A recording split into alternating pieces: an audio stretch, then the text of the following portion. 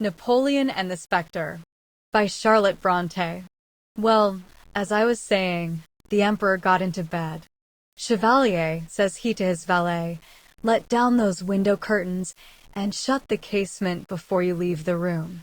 Chevalier did as he was told, and then, taking up his candlestick, departed. In a few minutes the Emperor felt his pillow becoming rather hard, and he got up to shake it. As he did so, a slight rustling noise was heard near the bedhead. His Majesty listened, but all was silent as he lay down again. Scarcely had he settled into a peaceful attitude of repose when he was disturbed by a sensation of thirst. Lifting himself on his elbow, he took a glass of lemonade from the small stand which was placed beside him.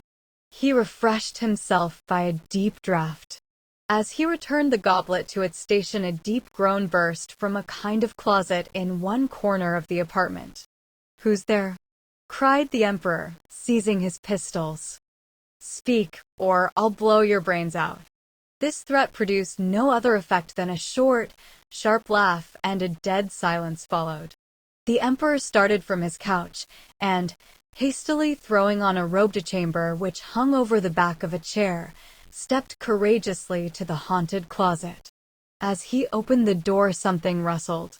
He sprang forward, sword in hand.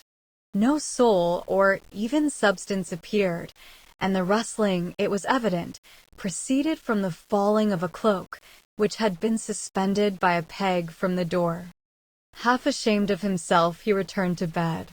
Just as he was about once more to close his eyes, the light of the 3 wax tapers, which burned in a silver branch over the mantelpiece, was suddenly darkened. He looked up. A black, opaque shadow obscured it. Sweating with terror, the Emperor put out his hand to seize the bell rope, but some invisible being snatched it rudely from his grasp, and at the same instant the ominous shade vanished.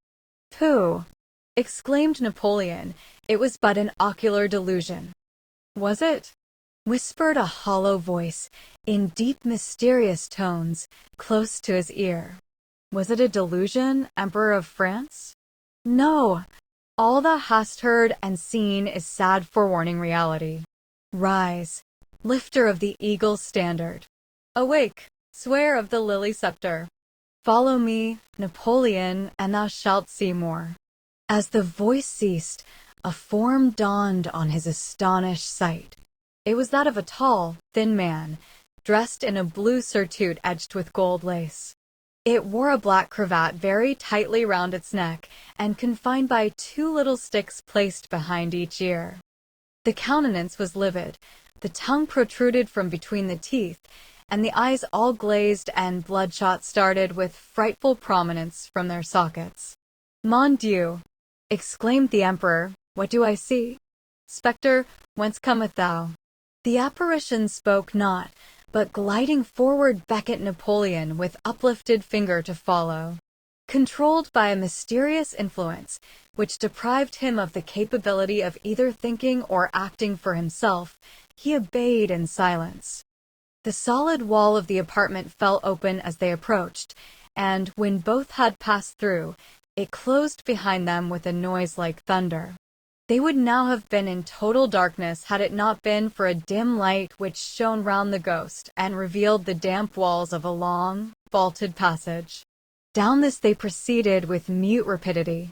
Ere long a cool, refreshing breeze, which rushed wailing up the vault and caused the Emperor to wrap his loose nightdress closer round, announced their approach to the open air. This they soon reached, and Nap found himself in one of the principal streets of Paris. "Worthy spirit," said he, shivering in the chill night air, "permit me to return and put on some additional clothing. I will be with you again presently." "Forward," replied his companion sternly. He felt compelled, in spite of the rising indignation which almost choked him, to obey. On they went through the deserted streets till they arrived at a lofty house built on the banks of the Seine.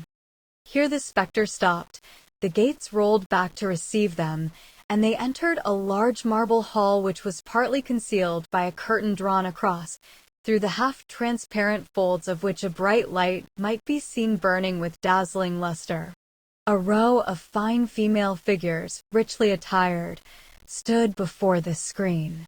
They wore on their heads garlands of the most beautiful flowers, but their faces were concealed by ghastly masks representing Death's heads. "What is all this mummery?" cried the emperor, making an effort to shake off the mental shackles by which he was so unwillingly restrained. "Where am I, and why have I been brought here?"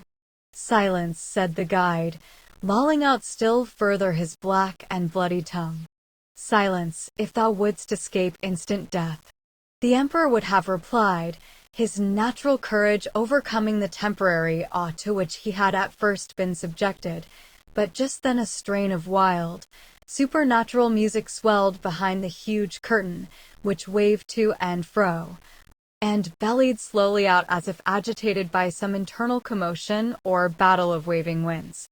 At the same moment an overpowering mixture of the sense of mortal corruption, blent with the richest Eastern odors, stole through the haunted hall. A murmur of many voices was now heard at a distance, and something grasped his arm eagerly from behind. He turned hastily round. His eyes met the well-known countenance of Marie-Louise. "What? Are you in this infernal place, too?" said he. "What has brought you here? Will your Majesty permit me to ask the same question of yourself?" said the Empress, smiling. He made no reply. Astonishment prevented him. No curtain now intervened between him and the light. It had been removed as if by magic, and a splendid chandelier appeared suspended over his head. Throngs of ladies, richly dressed, but without Death's head masks, stood round, and a due proportion of gay cavaliers was mingled with them.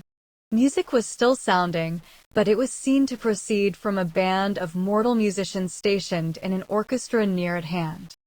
The air was yet redolent of incense, but it was incense unblended with stench. "Mon Dieu!"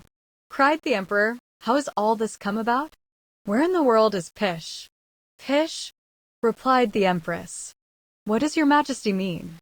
Had you not better leave the apartment and retire to rest?" "Leave the apartment? Why, where am I?" "In my private drawing-room, surrounded by a few particular persons of the court whom I had invited this evening to a ball." "You entered a few minutes since in your nightdress with your eyes fixed and wide open.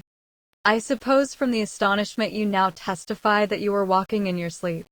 The emperor immediately fell into a fit of catalepsy, in which he continued during the whole of that night and the greater part of next day.